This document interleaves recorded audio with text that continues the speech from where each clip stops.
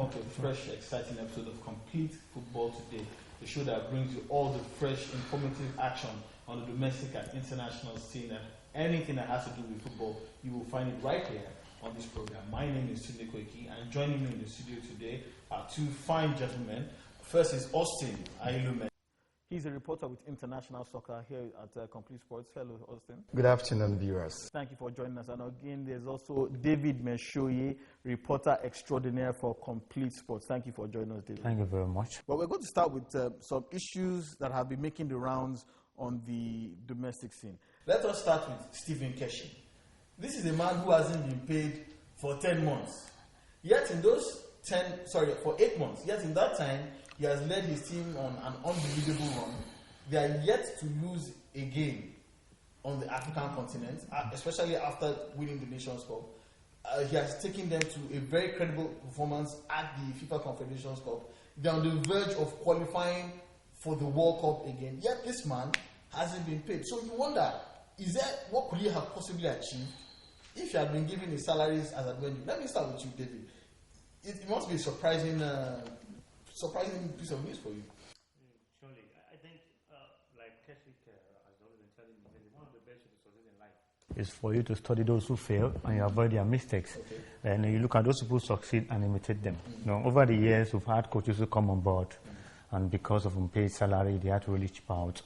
So for him, he's been saying over time that he's going to stick with the job. Okay. He's going to keep working because he believes the more he carries out his job effectively, it's going to be kind of brighten up his own CV, and better job is going to come.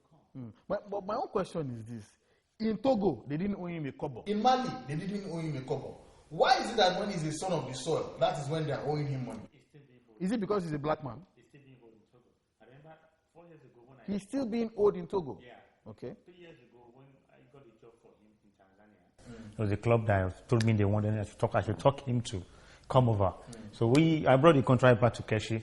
While we were trying to negotiate on the table, at the Lagos Airport Hotel, he was communicating with Togo FA, and the President Faure was saying, no, don't take the job, I'll pay you your money. They were suing him about $100,000 then. So he left that job I brought, but he lost the job, and for a year he never did anything. So he's still being holding Togo. Mali, I'm not too sure. Okay. So but for Nigeria, for me, it's just the status quo in NFF. Once you come on board, they feel they are doing you a favor. They believe you have a way of finding your own means of survival. John Obu is being owed God knows how much. What's his name again? The technical director of the NFF, Shoaib Mahmoud, is being owed for almost a decade. All the national team coaches have one issue or the other regarding salaries that are not being paid. Yet this same NFF came out to argue that, look, why are they grunting? That they already paid them their match bonuses as at when due. They take care of their hotel, accommodation, transportation, and feeding. Is this a legitimate claim? As far as I'm concerned, I think when you talk about the Nigerian system, it has become a virus. Is it a Nigerian thing or an African thing? Because in Cameroon too now, former coach Jean-Paul Akonu, we are hearing that it is also being owed money as well. You hear this from Gabon to Morocco to everywhere. Is it an African thing or a Nigerian thing? For me, I think it's a usual phenomenon. Be it white or black. Okay. It's because we are Nigerians. That is why we could hear that, okay, fine. Nigerians NFF are owing Keshi. So even in Nigerians that no, exported at all. No. Okay. So for me, you talked about the issue of Keshi, despite the fact that he was owed like let's say 6-7 months, and you still see him, doing the best. Yeah. So for me, I think what has been a major force for him is the fact that he has this self-motivation and self-discipline. For the fact that you are like coaching your country, you have to do your best to ensure you get positive results. Probably after everything now, you can now say, okay, pay me my salary. It's instructive to know that he wasn't the one that raised the issue of the salary. It was actually the NFF that came out. Maybe we are hearing reports that maybe there are some journalists that are going to break the story. So let me go from there. Over time, we had time to sit together and talk both of us on this salary issue. That's you and Keshi. You already told me the day, look, I'm tired, they won't pay my money. I said, why are you not talking? He said, don't leave them, they are the phone. You know, NFF is, they are somehow penny wise, pound foolish. I will go on each trip. I was in Rwanda, Malawi, when other places. If you see those people that travel with us on, people that they don't have any business going with us. And every time Keshi would always call me and say, sir, why all this kind of jamboree? While I was in Togo, it's only the player and the officials. NFF keeps spending money on things that are not even on frivolities, no? Okay. But I'm not surprised. NFF will not pay you salary. I told him, coach, they will not pay. They will not pay you. So the man depends on, probably it helps player to get a contract abroad. He survives on that. But now I told him if you don't talk, if anybody comes up to me and says, coach, you collect money before player comes to play for you, I won't defend you. That is what the man is shouting now. Okay, let's move on to Keshi's list for the game against Ethiopia. The usual suspects are there: Mikel Obi, Victor Moses, in many cases, all the players you normally expect to see in a Super Eagles squad. But interestingly, we see the return of Kenneth Imwiro, who had surgery early this year for, I think, a shoulder complaint, and also Ruben Gabriel, a player who's playing in the Scottish Premier League now. For For me, my own question is this. Austin, are we rushing back Omiro? Because in his absence, this team has done creditably well. But while he has been out, he has not played competitive football. So is it just a case of just bringing him along, just so he can be part of the team? Or could he have called up players who are playing competitive football and are more or less angling for a place for the World Cup? Well, I think for Keshi to have called Kenneth Omiro, he's trying to show confidence in him. You get what I'm saying now? And his record does not mean he's going to start the match. Okay. We're still going to have the likes of Igweke and his other partner. You get what I'm saying now? So for me, for Keshi to have called Omiro is a good thing. Okay. You get what I'm saying? And for Gabriel Ruben, we know he's a good player. Okay. I don't know much about Gabriel Ruben. Okay. Understand? I can't really recall the last time he played for his Scottish club. You get what I'm saying now? And the fact that Keshi called Gabriel Ruben, to me, probably maybe just to give him a sense of morale boosting, things like that. But let us still see. These players did play an integral part in this World Cup campaign. Omiro and Ruben. Remember Ruben getting that equalizer far away in Malawi. Yeah. So is it a case of these players still being needed, or is it a case of they are indispensable that if they are not there, we can't get other players to replace them?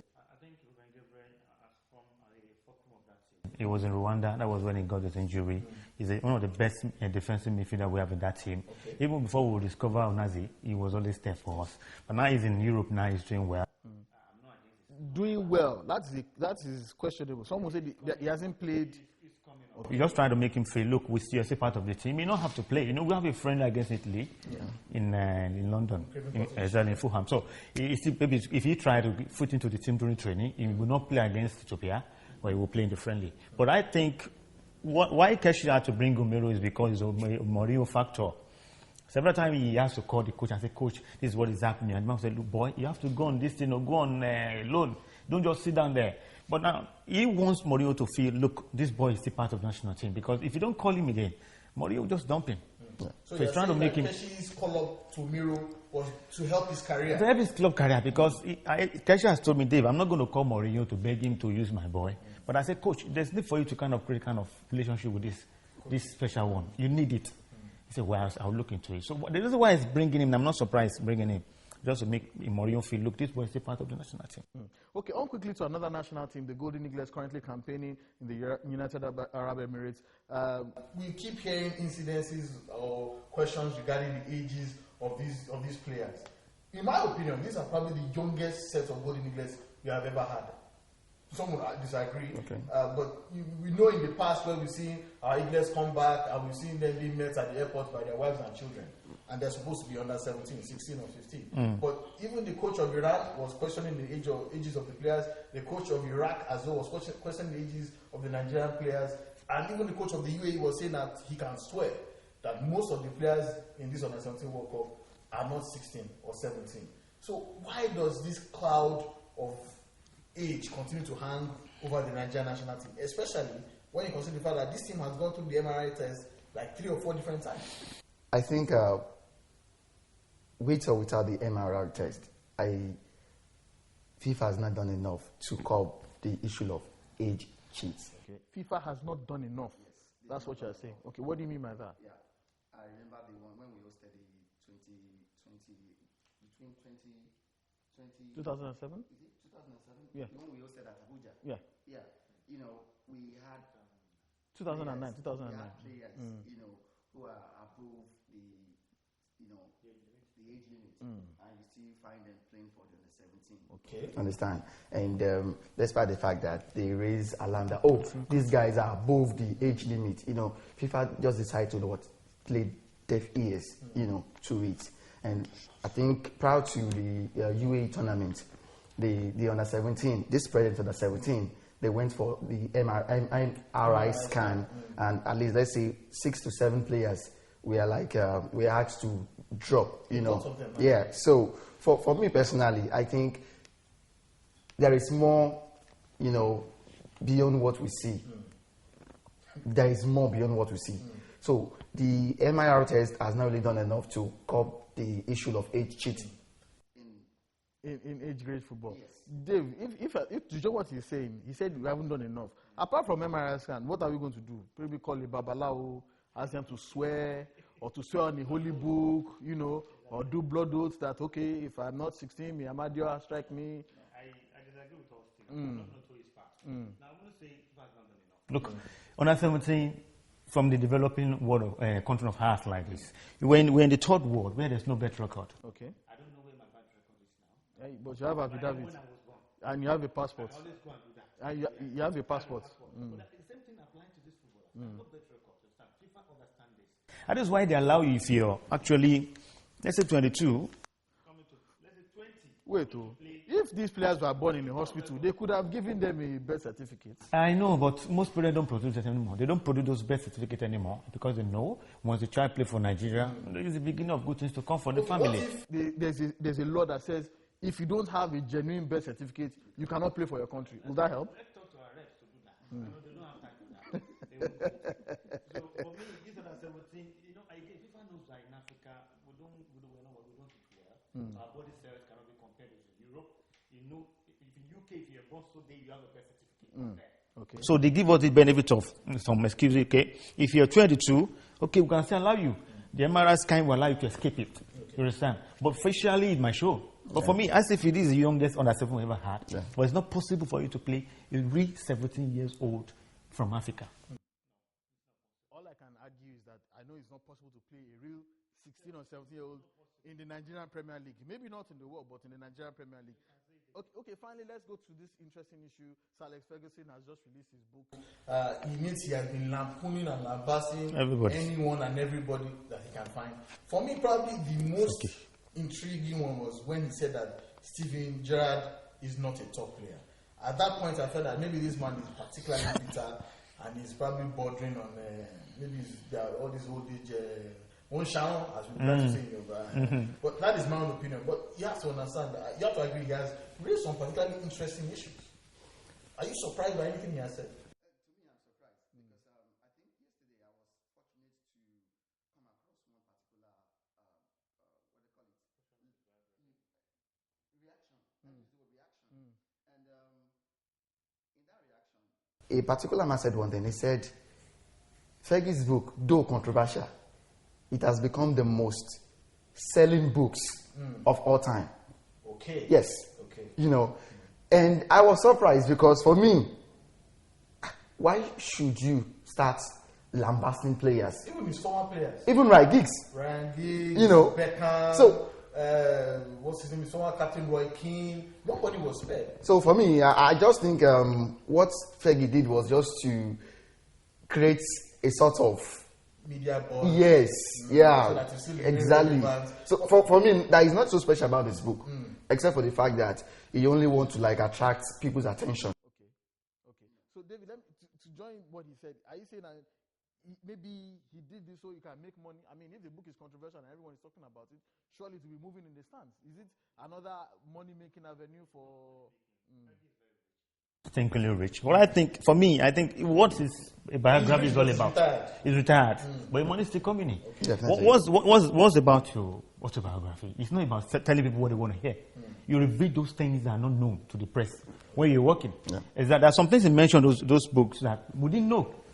We just got to know some of those things now. For me, I think if you say Gerrard is not a top-class player, we should always take it for him because the man is getting older. When you get older, you become a kid. You say some things you don't supposed to say. That is my own feeling. That is my own school of thought. For me, Fergie, great coach. Autobiography is one of the best I've ever read. Like, he has been spilling the beans, but I like it.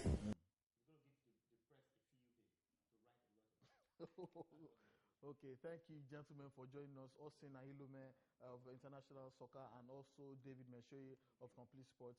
It has been another very intriguing, interesting edition of the show. Remember, you can catch your latest football or sports news on Complete Sports, or also your latest strictly football news on International Soccer. It's out 2 times a week. My name is Sidney. Join us next week for a fresh episode of the show.